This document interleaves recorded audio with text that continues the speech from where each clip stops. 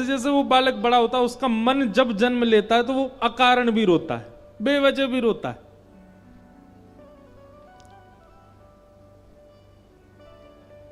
मन और बुद्धि ये दो हैं। हमारा आकर्षण मन की ओर ज्यादा होता है और मन के आकर्षण के कारण हम कई बार बुद्धि का त्याग कर देते हैं। जैसे यहां पर प्रियव्रत राजा ने किया, सुरुचि के प्रति आकर्षण होने के कारण सुनीति का त्याग कर दिया। लेकिन याद रहे, मन हमेशा आपको उस वस्तु की ओर भगाएगा, उस वस्तु की ओर ले जाएगा जो आपको चाहिए, और बुद्धि आपको उस तरफ ले जाएगी जो आपके लिए जरूरी है। जरूरी वस्तु और चाहने वाली वस्तुओं में अंतर होता है। समझ रहे हैं ना बात को?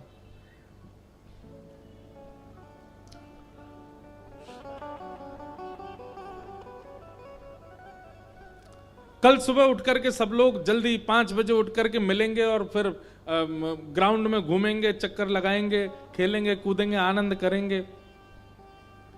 कितने लोगों को बोला? 10 लोगों को बोला। आए कितने? 5। बाकी के 5 कहां गए? उठे ही नहीं। क्यों नहीं उठे? मन की मान करके नहीं उठे।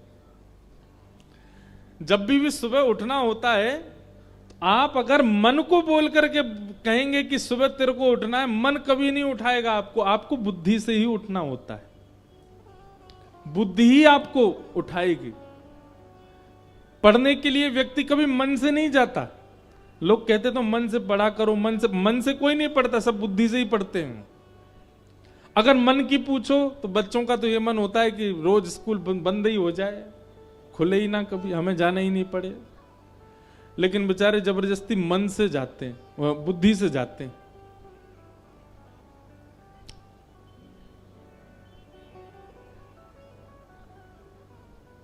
विवाह व्यक्ति मन से करता है। विवाह व्यक्ति मन से करता है, लेकिन विवाह के उपरांत वो बुद्धि से रहता है। आप लोग ज्यादा एक्सपीरियंस दो, हमें तो पता नहीं है, लेकिन वास्तविकता यही है। और ये दोनों की है, ये पत्नी की भी है, हम एक तरफा नहीं है, दोनों की बात कह रहा हूं। कुछ समय बाद जब उनको पता लगने लगता है, अरे यार ये तो बिल्कुल वैसा है जैसा मुझे बिल्कुल पसंद ही नहीं था, ये तो वैसा स्वरूप है इसका, तो अब क्या कर सकते हैं, अब तो हो गया सब, तो फिर बुद्धि से रहते हैं। ठीक है, चलो निकालो समय, जीवन है, इसको स्वीकार करो जैसा भी। बुद्धि जो है वो परिस्थिति को स्वीकार करना सिखाती है, मन भगाता है। मनमौजी व्यक्ति होगा ना, वो कई बार विवाह के बाद भी टिक नहीं पाता। उसको तब भी रहता ना ना ना ना वो और कोई। आप कहेंगे तो महाराज जी क्या करें, बुद्धि की माने कि मन की माने? भक्ति के पथ पर आओ। भक्ति के पथ पर जब आप चलने लगोगे, नाम जप करने लगोगे, सत्संग करने लगोगे, श्री ठाकुर जी की उपासना करने लगोगे, लीलाओं का चिंतन करने लगोगे, तो क्या होगा? मन और बुद्धि ये जो अलग अलग थे ना, ये एक ही हो जाएंगे। असमंजस नहीं रहेगी। आध्यात्मिक व्यक्ति के मन और बुद्धि दोनों एक ही होते हैं, उसके अलग अलग नहीं होते। संसारी व्यक्ति के अलग होते हैं। लेकिन नाम जब करते करते, आध्यात्मिक स्थितियों में आते आते, प्रवचन सुनते सुनते, सत्संग करते करते, वृंदावन जाके परिक्रमा लगाकर आदि आदि ये सब क्रियाएं करते करते क्या होता है? मन बुद्धि एक ही हो जाते हैं। वृंदावन से प्रेम करने वाले व्यक्ति की बुद्धि भी कहेगी कि वृंदावन चलो, मन भी कहेगा वृंदावन चलो। उसकी मन बुद्धि दोनों एक ही राग अलापने लग जाते हैं। जो आध्यात्मिक पथ, भक्ति पथ को स्वीकार करता है।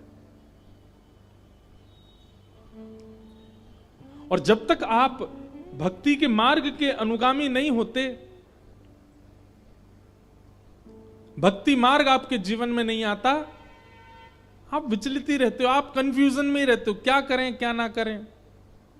लोग बाग आते हैं तो पूछते हैं, महाराज जी संसार और भजन दोनों एक संग कैसे हो सकता है? हम गृहस्थाश्रम में भी रहते हैं, उसको भी संभालें और हमारा भजन भी संभला रहे, ये दोनों कैसे हो सकते हैं? होंगे, कब होगा? स्वीकार तो कीजिए आध्यात्म पथ को, भक्ति पथ को। तो प्रियव्रत राजा ने अपनी बड़ी पत्नी का त्याग कर दिया। छोटी पत्नी के पुत्र हुए उत्तम और बड़ी पत्नी के पुत्र हुए ध्रुव। ध्रुव जी अपनी मां के साथ एक परन कुटी में रहते हैं बाहर। धीरे धीरे ध्रुव जी बड़े हुए। जैसे ही ध्रुव जी बड़े हुए, अपने मित्रों के साथ खेल रहे थे। एक दिन मित्रों ने पूछा, ध्रुव जी तुम्हारे पिता कौन हैं? तो ध्रुव ने जाके मां से पूछा, मां मेरे पिता कौन हैं? आज मां ने मन में विचार किया कि ध्रुव से अब तक तो छुपाया था, पर अब बताना पड़ेगा कि इनके पिता कौन हैं। ध्रुव की मां ने बताया, बोले सामने जो राजभवन है इसमें जो राजा बैठे हैं वही तुम्हारे पिता हैं। बालक ध्रुव के मन में भावना उत्पन्न हुई, मैं जाकर के अपने पिता को देखूं तो सही कैसे हैं। जैसे ही राजभवन में प्रवेश किया तो पिता की गोद में दूसरा बालक बैठा है। वह देख करके बालक और छटपटा गया, मेरे पिता की गोद में किसी और का बालक बैठा, मैं बैठूंगा। जैसे ध्रुव जी गोद में बैठने के लिए आगे बढ़े, इतने में ही छोटी मां सुरुचि आ गई और नन्हे से ध्रुव को रोक दिया और रोक कर बोली, कहां जाते हो? बोले वो मेरे पिता हैं, मैं उनकी गोद में बैठने जा रहा हूं। छोटी मां ने कहा, वो तुम्हारे पिता हैं पर मैं तुम्हारी मां तो नहीं। उनकी गोद में जो बालक बैठा है वो मेरा बालक है। अगर उनकी गोद में बैठना है तो जाओ वन में जाकर के भगवान का भजन करो, और भजन करके भगवान प्रसन्न होकर के कहें वरदान मांगो, तो भगवान से वरदान मांगना कि मैं छोटी मां के गर्भ से जन्म ले लूं। मेरे गर्भ से जब जन्म लेकर के आओगे तब बैठोगे इस राजगद्दी पर।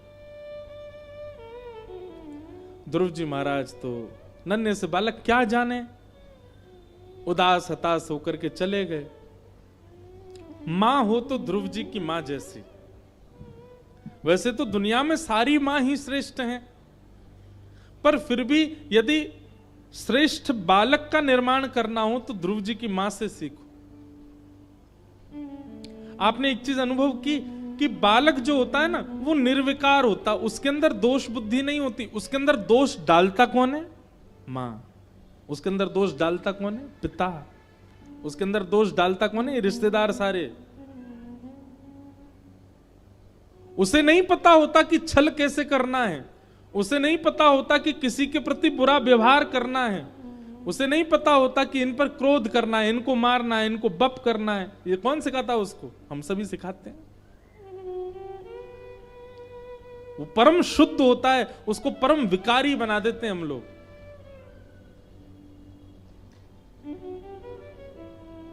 विकारी समझते हैं ना, कोई भिकारी ना सुन लिया हो।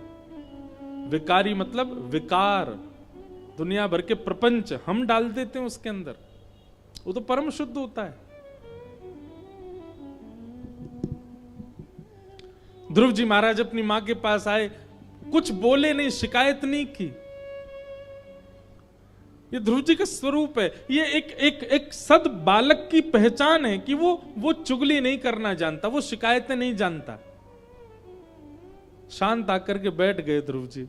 मां समझ गई कोई बात है, गोद में बैठाया बालक को, कहा ध्रुव क्या बात है, क्यों उदास हो? बोले नहीं मां कुछ नहीं। नहीं बताओ कुछ तो बात है। नहीं मां ऐसा कुछ नहीं है बस।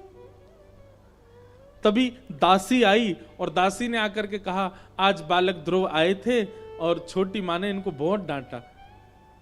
अंदर रोक लिया और कहा कि जाओ वन में जाकर के भगवान का भजन करके भगवान से वरदान मांगो कि मैं छोटी मां के गर्भ से जन्म लूं, तब तुम इस राज्य गद्दी पर बैठोगे। सुनकर के ध्रुव जी मां से लिपट के रो गए। बोले मां, छोटी मां ने ऐसा क्यों कहा मुझसे? ध्रुव जी की मां ने अपने हृदय से लगाया, बोले नहीं बेटा, अपने आप को हंस के भांति बनाओ। सामने वाला व्यक्ति क्या बोल रहा है, उन कहे हुए वचनों में जो तुम्हारे लिए जरूरत है केवल उतना ही सुनो। छोटी मां तो तुम्हारी गुरु है। क्यों? क्योंकि मैं तो तुमको केवल सत्संग कथा तक ही ले जाती हूं, मंदिर ही ले जाती हूं। पर छोटी मां, उसने तो सीधे आज्ञा कर दी कि सीधे भगवान के पास ही जाओ, भगवान का जाकर के भजन करके उनको प्रकट कर लो। ध्रुव, गुरु कौन होता है? गुरु वही जो हरि सो मिलावे, गुरु वही जो हरि की राह दिखावे। वो छोटी मां तेरी कोई दोषी नहीं है, छोटी मां तेरी कोई शत्रु नहीं है, वो तो तेरी गुरु है। बेटा, इस बात को ऐसे मत सोचो कि मां ने डांटा, बल्कि ऐसे सोचो कि शायद भगवान तुमसे मिलना चाहते हैं, लेकिन तुमको किसी के द्वारा कहलवाना चाहते थे, इसलिए छोटी मां का आश्रय लिया। छोटी मां के द्वारा ठाकुर जी ने तुमको संदेश पहुंचवाया कि तुम मिलने आओ। ध्रुव जी महाराज के नेत्रों में छोटी मां के प्रति विकार आने ही नहीं दिया मां ने। ऐसा ही होना चाहिए माता पिता को। हम बाल्यकाल से शत्रुता क्यों सिखा देते हैं बालकों को?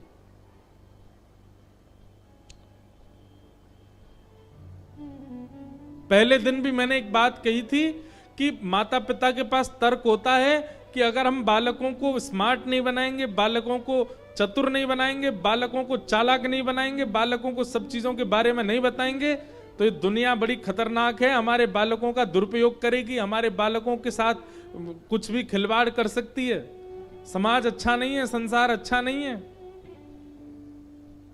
भैया हमारी एक बात सुनना, जब व्यक्ति चतुर होता है, जब व्यक्ति बुद्धिमान होता है, जब व्यक्ति श्रेष्ठ होता है, तो उसकी जिम्मेवारी वह खुद है, क्योंकि उसके पास बुद्धि है, उसके पास चतुराई है, उसके पास जानकारी है। लेकिन जब व्यक्ति भोला होता है, सीधा होता है, सरल होता है, तो उसकी जिम्मेवारी कोई और लेता है, और वो कोई और नहीं है, साक्षात ठाकुर जी हैं। ठाकुर जी जिम्मेवारी लेते हैं सरलों की, सच्चों की, निर्विकारों की। अरे सीधा सा भाव है, मां जब बाजार जाती है तो बड़े बच्चे को घर छोड़ के जाती है, छोटे वाले को नहीं छोड़ के जाती। क्यों? क्योंकि जानती है छोटा चंचल है, छोटा अभी जानकार नहीं है, छोटा सरल है, बड़ा जानकार है, इसलिए उसके हवाले करके जाती है। ऐसे ही ठाकुर जी, जब उनको दिखता है कि व्यक्ति बहुत चतुर बन गया, बहुत ज्ञानी है, सब कुछ है इसके पास, तो भगवान कहते हैं अपना कल्याण स्वयं कर। लेकिन जब व्यक्ति बहुत सरल है, सीधा है, सहज है, दीन है, तो ठाकुर जी कहते हैं इसका कल्याण तो मुझे ही करना पड़ेगा, बहुत सरल है। और ये सरलता उसको मां ही सिखा सकती है, ये दीनता उसको मां ही सिखा सकती है।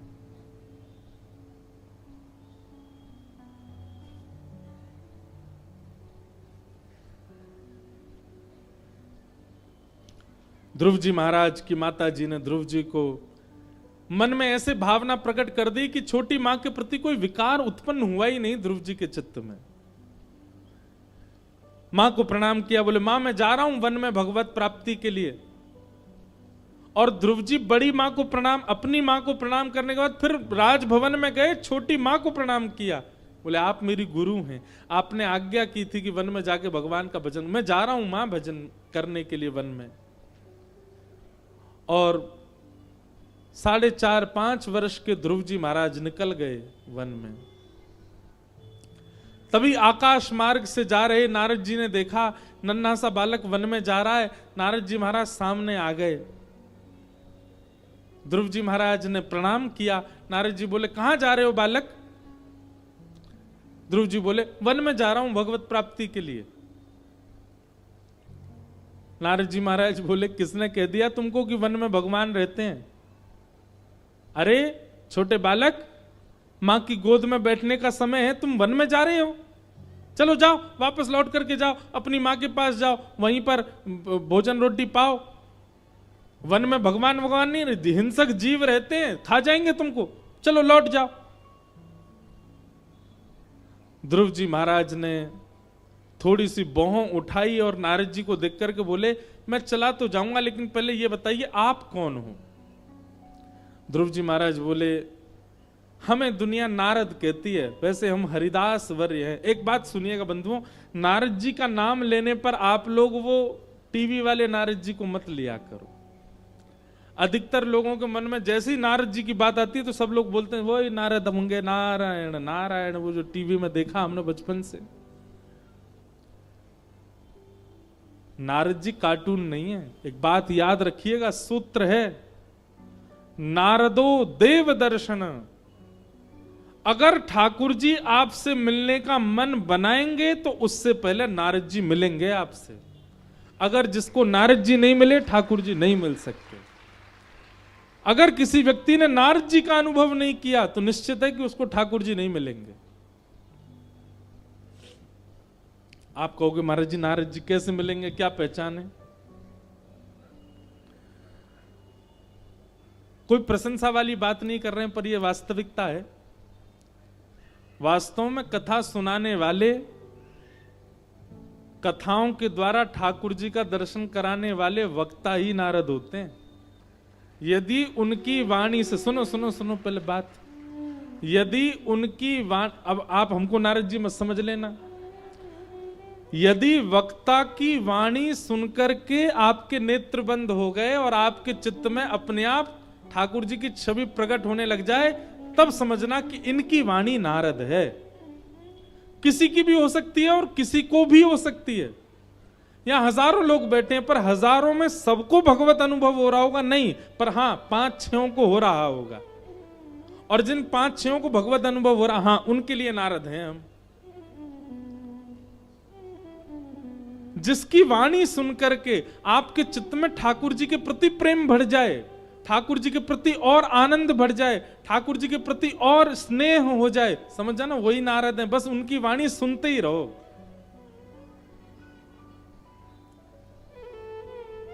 और वो कोई भी हो सकते हैं, जरूरी नहीं है मैं ही हूं।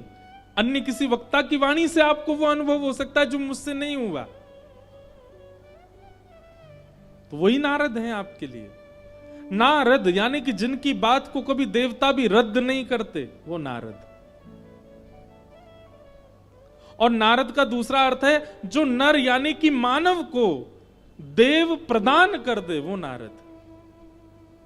नारद बिचौलिया हैं, नारद जी नहीं आए तो ठाकुर जी नहीं आएंगे, इसलिए नारद जी का आना बहुत जरूरी है जीवन में। ध्रुव जी महाराज ने पूछा, आप कौन हो, आप मेरा मार्ग रोक रहे हो, आपका नाम क्या है? नारद जी महाराज बोले, मैं नारद हूं। ध्रुव जी बोले, रहने दो, आप झूठ बोल रहे हो, आप नारद नहीं हो सकते। नारद जी बोले, क्यों, हम नारद क्यों नहीं हो सकते? बोले, मेरी मां कहती है कि भगवान बाद में मिलते हैं, पहले नारद जी मिलते हैं। आप कैसे नारद जी हो, मुझे घर जाने के लिए कह रहे हो? अरे आपको तो मेरा हाथ पकड़ करके ले जाना चाहिए कि देखो यहां मिलेंगे भगवान, और आप मुझसे कह रहे हो घर चले जाओ। आप नारद नहीं हो। नारद जी महाराज समझ गए, बोले बालक सामान्य नहीं है, जानकार है।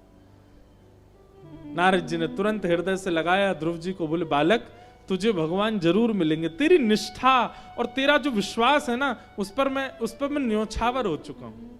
मैं तो परीक्षा लेने आया था, निश्चित मिलेंगे। तुम जाओ वन में, पर वन में जाकर के कैसे पुकारोगे ठाकुर जी को? एक मैं 12 अक्षर मंत्र तुमको दे देता हूं, इस मंत्र से तुम ठाकुर जी को पुकारा करना। ये 12 अक्षर मंत्र ही ओम नमो भगवते वासुदेवाय, ये 12 अक्षर मंत्र है। इसमें 12 अक्षर हैं। हमारे ब्रज के एक संत कहते हैं भगवान का फोन नंबर है ये। क्यों? ISD कॉल है, इसलिए 2 संख्या ज्यादा है। जैसे विदेश कॉल करने पर 12 नंबर डालने पड़ते हैं, ऐसे ही ठाकुर जी को कॉल करने के लिए ये 12 अंकों का भगवान का नंबर है। रोज इस पे फोन किया करो। ध्रुव जी महाराज यह मंत्र लेकर के वन में चले गए। ठाकुर जी को पुकारा कर। और 5 महीने तक ध्रुव जी ने तप किया, केवल 5 महीने। लेकिन 5 महीने तप कैसे किया वो सुनो। पहला महीना प्रारंभ हुआ, तिरात्रांते तिरात्रांते कपित्थ बदरासना। ध्रुव जी महाराज 3 रात्रि तक कुछ नहीं खाते, मतलब 3 दिन का व्रत करते और 3 दिन बाद केवल कपित्थ फल खा करके भजन करते। मतलब 3 दिन व्रत 1 दिन फल, 3 दिन व्रत 1 दिन फल। इस प्रकार 1 महीने तक ध्रुव जी ने भजन किया। दूसरा महीना प्रारंभ हुआ तो 6 दिन तक कुछ नहीं खाते और 6 दिन बाद केवल जल पी करके और पत्ते खा करके भजन करते। तीसरा महीना जब प्रारंभ हुआ तो 9 दिन तक कुछ नहीं खाते और 9 दिन बाद केवल वायु पी करके भजन करते हैं।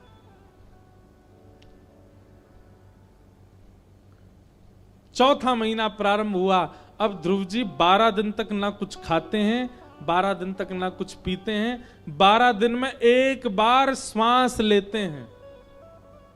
आप कहोगे ये तो असंभव है। नहीं, साधक व्यक्ति के लिए सब संभव है। 12 दिन तक ध्रुव जी श्वास नहीं लेते, 12 दिन बाद केवल 1 बार श्वास भीतर लेते।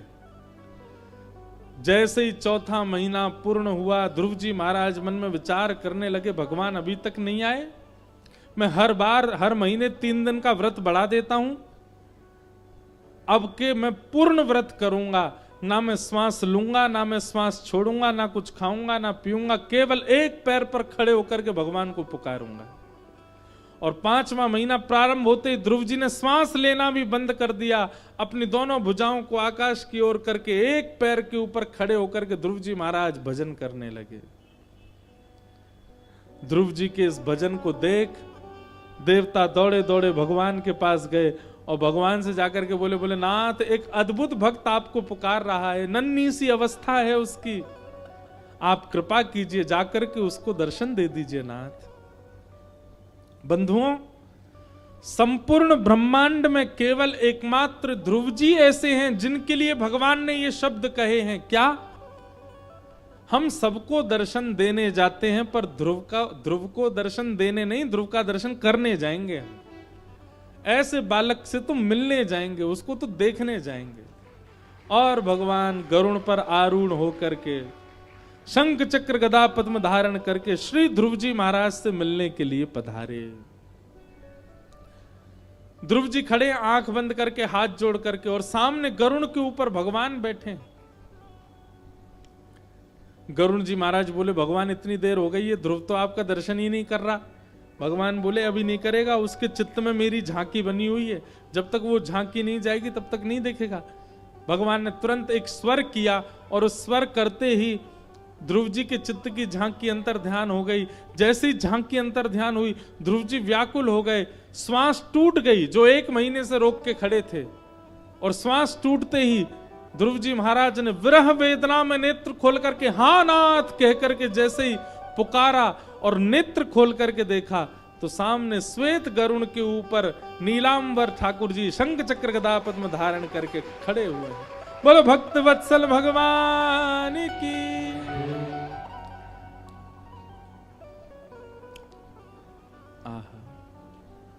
ध्रुव जी महाराज के नेत्र सजल हो गए। नन्हे से हैं ध्रुव जी, केवल 5 वर्ष की अवस्था है, छोटे छोटे हाथ हैं, छोटे छोटे चरण हैं, छोटा सा मुख है ध्रुव जी का।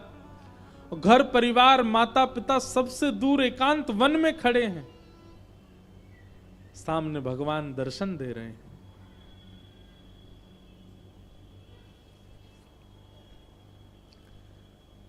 अब ध्रुव जी ने आंख तो खोल ली, लेकिन बहुत देर हो गई, बोले ही नहीं कुछ भी, बस आंखों से आंसू गिरते जा रहे हैं। बंधुओं, एक वर्णन यहां पर ऐसा आता है कि ध्रुव जी महाराज ने जब भगवान को देखा तो देखते ही ध्रुव जी को क्या हुआ,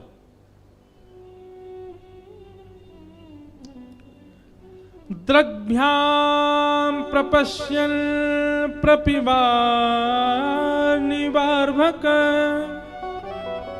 चुम्बन निवासेन भुजौ भुजैर्वाश्लिषन्। अगर पहली बार पहली झलक ठाकुर जी की दिखेगी तो हमारे साथ क्या होगा? लोग बाग कहते हैं मेरे को ठाकुर जी मिल जाएंगे तो मैं अपना घर सजाऊंगा, मुझे ठाकुर जी मिल जाएंगे मैं उनको रबड़ी का भोग लगाऊंगा, ठाकुर जी मिल जाएंगे उनके संग ऐसे करूंगा।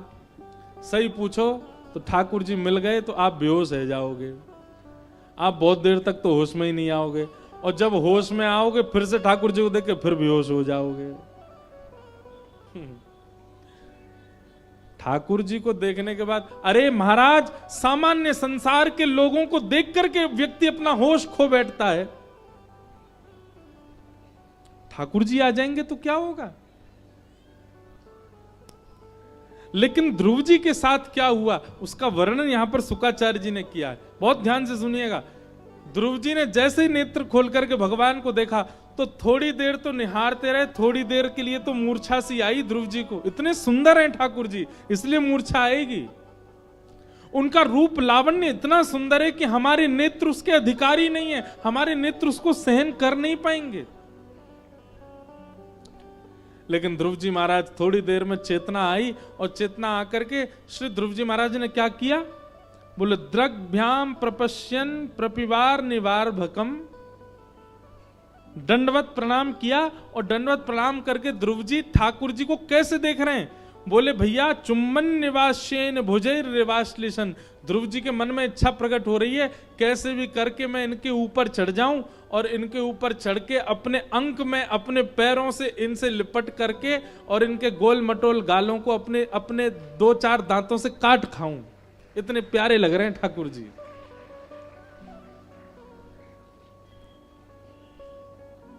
ध्रुव जी के मन में ये भावना आ रही है।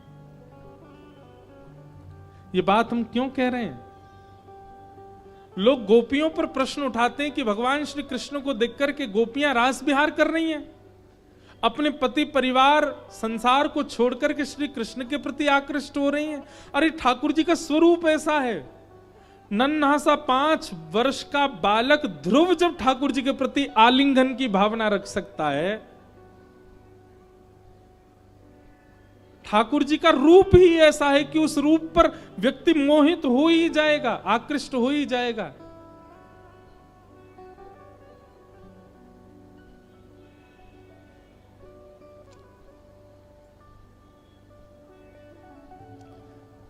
ध्रुव जी महाराज दूर खड़े हैं, और दूर खड़े खड़े अपने अपने दांतों को चबा रहे हैं, अपने होठों को काट रहे हैं। क्यों? इतना इच्छा हो रही है कि कैसे भी ठाकुर जी गोद में चढ़ करके एक बार इनके गालों का अपने ओष्ठों से स्पर्श तो कर लूं मैं। कितने प्यारे लग रहे हैं ठाकुर जी। अरे भाई बड़े की भावना बालक के प्रति ऐसी हो समझ में आता, पर नन्हे से बालक की भावना बड़े के प्रति ऐसी हो ठाकुर जी के प्रति ही हो सकती है। बालक को सब पकड़ करके अपनी गोद में लेके उसके गाल का स्पर्श करना चाहते हैं, पर बालक किसी बड़े को देख करके उसकी गोद में चढ़ के उसके गाल का, ये तो उल्टी गंगा है। पर ध्रुव जी की स्थिति ऐसी ठाकुर जी के रूप के प्रति। ध्रुव जी जब थोड़ी देर कुछ नहीं बोले, भगवान ने समीप बुलाया, बोले इधर आओ ध्रुव, तुम बोलते क्यों नहीं हो? हमको बुलाया तो फिर बोलो। ध्रुव जी महाराज बोले मैं छोटा सा बालक हूं, अभी तो मुझसे बोलना ही नहीं आता, आप कृपा करो। तब भगवान ने अपना शंख ध्रुव जी के गाल से स्पर्श कराया, और जैसे स्पर्श कराया ध्रुव जी को ब्रह्म ज्ञान हो गया। ध्रुव जी महाराज अपनी बुद्धि विवेक से भगवान की स्तुति गाने लगे, और स्तुति गाते हुए कह रहे हैं, अब पूरी स्तुति तो हम नहीं गाएंगे, पर एक अंतिम याचना जो ध्रुव जी ने की है कि भक्ति मुहु प्रवहताम त्वयि में प्रसंगो भूयादनंत महताम ममलाशयानाम येनांजसोल वणमुरुव्यसनम भवाब्धिम निश्चय भवद गुण कथा मृतपान मत। क्या कह रहे हैं ध्रुव जी? हे नाथ, पूरी स्तुति गाई ध्रुव जी ने, और स्तुति के बाद में अब वरदान मांग रहे हैं ठाकुर जी से। ध्यान से सुनिएगा क्या वरदान मांगते हैं। बोले नाथ, दुनिया तो मांगती है कि आपकी भक्ति मेरे जीवन में आ जाए, पर मैं आपसे मांगूंगा कि आपकी भक्ति का व्यसन मुझको लग जाए। जैसे व्यसनी व्यक्ति को लत लग जाती है एक वस्तु की, वैसे मेरी स्थिति हो जाए, मैं व्यसन के भांति आपकी भक्ति किया करूं। जैसे व्यसनी व्यक्ति हर जगह बहाने ढूंढता है व्यसन भोगने के, मैं हर जगह बहाने ढूंढा करूं आपको भजने का नाथ, ऐसी कृपा मुझ पर कर दो। ध्रुव जी महाराज की भक्ति से ठाकुर जी अत्यंत प्रसन्न हो गए, और प्रसन्न होकर के ठाकुर जी ने ध्रुव जी को वरदान प्रदान किया। और वरदान देकर के भगवान बोले, अब ध्रुव तुम 36,000 वर्ष तक राज्य करो।